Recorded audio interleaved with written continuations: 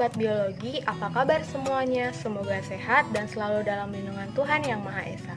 Selamat datang di video pembelajaran biologi bersama kakak Komang Ayu. Di masa COVID-19 ini, adik-adik tidak dapat belajar di sekolah, tetapi adik-adik dapat belajar secara online melalui internet dan juga menggunakan video seperti yang kakak buat. Adik-adik, jangan lupa jaga kesehatan dan tetap mengikuti anjuran protokol kesehatan yang telah ditetapkan oleh pemerintah. Kakak harap adik-adik tetap semangat dan tidak berkecil hati. Baik adik-adik, sebelum kita memulai pembelajaran hari ini, kakak ingin adik-adik mencoba memperhatikan keluarga adik-adik, seperti ayah, ibu, kakek, nenek, dan saudara-saudari adik-adik sekalian. Jika sudah, apa ya kira-kira materi pembelajaran kita hari ini? Nah, materi pembelajaran kita hari ini yaitu pola pewarisan sifat pada hukum Mendel. Untuk memahami pola pewarisan sifat pada hukum Mendel, adik-adik harus mengetahui istilah-istilah berikut ini. Pertama, parental atau biasa disimbolkan dengan huruf P yang mempunyai arti induk. Kedua, filus atau filial yang biasa disimbolkan dengan huruf F yang mempunyai arti keturunan atau anak, di mana keturunan pertama biasa disimbolkan dengan F1 dan keturunan kedua biasanya disimbolkan dengan F2. Ketiga yaitu gen yang mempunyai arti pembawa sifat yang juga disimbolkan dengan huruf. Gen dibedakan menjadi dua, yang pertama yaitu dominan dengan contoh A besar, B besar, C besar, dan yang kedua resesif dengan contoh A kecil, B kecil, dan C kecil. Keempat yaitu genotip yang mempunyai arti susunan gen atau sifat yang ditentukan oleh gen, di mana genotip ini juga terbagi menjadi dua. Yang pertama homozigot yaitu susunan gen yang sama. Contohnya A besar, B besar, B besar, A kecil, dan B kecil, B kecil. Yang kedua yaitu heterozigot, yaitu susunan gen yang berbeda, seperti contohnya A besar, A kecil, B besar, B kecil.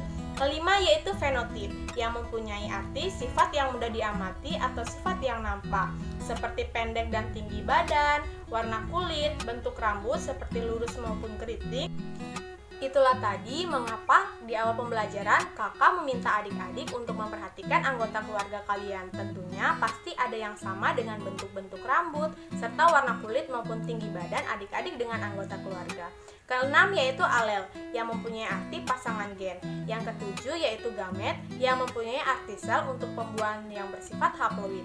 Baiklah, pembahasan selanjutnya yaitu hukum segregasi yang ternyata dikenal dengan hukum Mendel 1 yang menyatakan bahwa pada pembentukan gamet, kedua gen yang merupakan pasangan alel akan dipisahkan dalam dua sel anakan. Hukum ini berlaku pada persilangan monohibrid, yaitu bersilangan dengan satu sifat beda. Berikutnya yaitu hukum pengelompokan gen secara bebas, yang ternyata juga dikenal dengan hukum Mendel 2. Menurut hukum ini, setiap gen dapat berpasangan secara bebas dengan gen yang lain. Hukum ini berlaku pada persilangan dihibrid, yaitu persilangan dengan dua sifat yang berbeda. Untuk dapat mengetahui perbedaan persilangan monohibrid dengan persilangan dihibrid, kita dapat melihat percobaan yang dilakukan oleh Bapak Mendel, di mana pada persilangan monohibrid beliau melakukan persilangan antara tanaman ercis berbiji bulat dengan tanaman ercis berbiji keriput. Dihasilkan keturunan pertama atau F1 yang semua berbiji bulat. Setelah F1 disilangkan dengan sesamanya menghasilkan keturunan kedua atau F2 dengan perbandingan fenotip 3 berbiji bulat dan 1 berbiji keriput. Sedangkan dalam persilangan dihibrid, beliau menggunakan dua sifat beda, yaitu bentuk dan warna biji. Beliau menyilangkan tanaman biji berbiji bulat kuning dengan tanaman ercis berbiji keriput hijau. Dihasilkan keturunan pertama atau F1-nya semua berbiji bulat kuning.